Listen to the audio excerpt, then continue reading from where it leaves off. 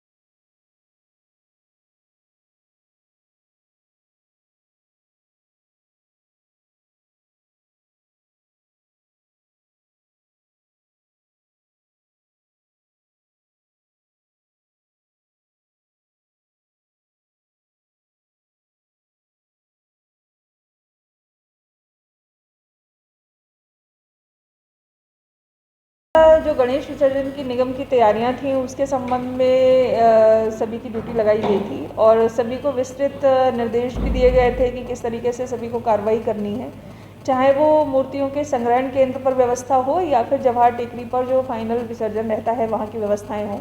इसमें ये देखा गया कि पूरे शहर की भावनाएं होती हैं। सभी लोग संग्रहण केंद्रों पर जब मूर्तियाँ छोड़कर जाते हैं तो इस आशा के साथ में कि हम लोग विधि विधान के साथ में उनका विसर्जन करेंगे और बाकी सभी व्यवस्थाएं ठीक भी चली, लेकिन कुछ कर्मचारियों की लापरवाही की वजह से, उनके निर्देशों का पालन न करने की वजह से ऐसी स्थितियां उत्पन्न हुई और बहुत सारे लोगों की भावनाओं को ठेस पहुंची। जिन्होंने देखा उनको वो खराब लगा, जो बिल्कुल अक्षम्य विषय था और इसी को ध्यान में रखते हुए हम लोगों ने इस पर कड़ी कार्रवाई की है।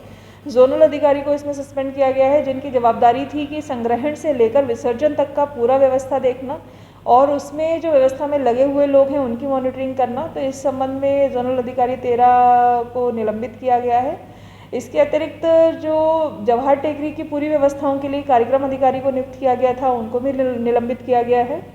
जो ट्रक में लेबर थी और उनके सुपरवाइज़र थे, जिनका काम था कि वो नीचे जो पूल बनाया गया है इको फ्रेंडली, उसमें उतर करके लोगों आराम से गणपति विसर्जन करते, जो तरीका था करने का उन्होंने नहीं किया, तो ऐसे लोगों की सेवा समाप्त करी गई है और उनके खिलाफ एफआईआर भी दर्ज कराई जा रही है। एफआईआर इसलिए दर्ज कराई जा रही है क्योंकि ये शहर लगभग 30-32 लाख लोगों का शहर है और जब कोई व्यवस्था बनाई जाती है तो ये सोचकर बनाई जाती है कि उसे सभी लोग पालन करेंगे। तो जब सभी नागरिकों ने इसका पालन किया कि उन्होंने कहीं भी मूर्तियाँ किसी जलाशय में या अन्य जगह ना दे करके निगम के संग्रहण स्थलों पर भेजी, तो फिर आगे की जवाबदारी पूरी हमारी होती है कि हम उसी विधि विधान से उनकी उसी श्रद्धा को आगे कंटिन्यू करते हुए गणेश प्रतिमा का विसर्जन से सम्मान करें।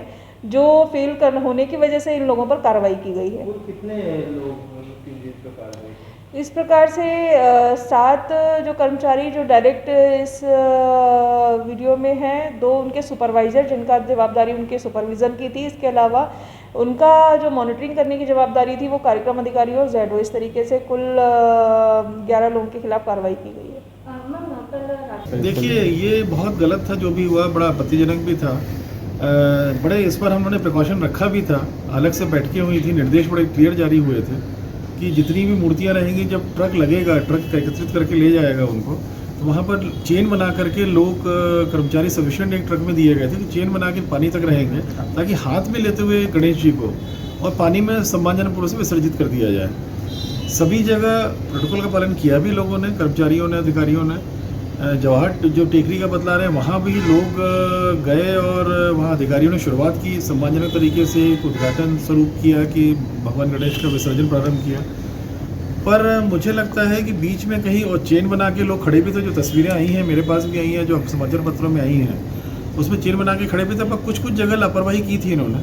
तो उसमें जो आज नगर निगम ने किया है कार्रवाई, उसमें काफ़ी सख्त कार्रवाई की। मेरे ख्याल से पहली बार ही इतनी सख्त कार्रवाई हुई होगी कि जो भी 6-7 मास्टर कर्मी जिनको जो कल बर्खास्त किया गया था उनके खिलाफ एफआईआर हुई है। 2 सुपरवाइज़र भी थे, उनकी सेवाएं विनियमित सुपरवाइज़र से उनकी सेवाएं समाप्त करके उनको भी अपराधी बनाया गया है। क्योंकि इस तरह से भगवान गणेश की मान्यता बहुत है, सभी जगह मान्यता है और सभी घरों में गणेश जी विराजित होते हैं इस समय। मेरे ख्याल से जितने भी लोग हैं, अपन भी सब खड़े हैं, सभी जगह गणेश जी विराजित हुए हैं। ये बात भी सही है कि आधे से अधिक घरों में गणेश जी को घर के अंदर ही टब में पानी में विसर्जित कर दिया जाता है सम्मानजनक तरीके से।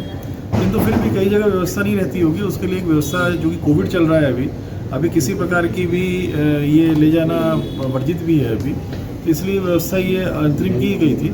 पर जब जहाँ हज़ारों की संख्या में कर्मचारी लगे होते हैं, उनको निर्देश भी दिए जाते हैं, लिखित निर्देश भी जारी होते हैं, उसके बाद इस तरह की घटना, इस तरह की लापरवाही नहीं होनी चाहिए थी। और ये भी सही है कि जो डिप्टी कमिश्नर वगैरह लगे थे उन्होंने सतर्कता रखी थी, ऐसा नहीं था नहीं रखी, अपर आयुक्त ने रखी थी। पर डिप्टी कमिश्नर वगैरह हर समय नहीं रह सकते कि हर आदमी अपनी जिम्मेदारी का पालन करे।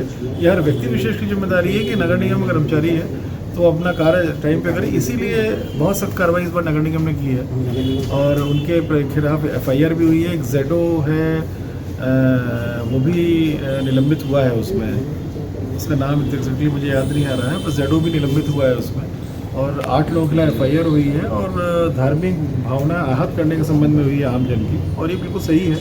ऐसे कृत्य से जो गैर जिम्मेदाराना कृत्य है, धार्मिक भावना आहत हुई है।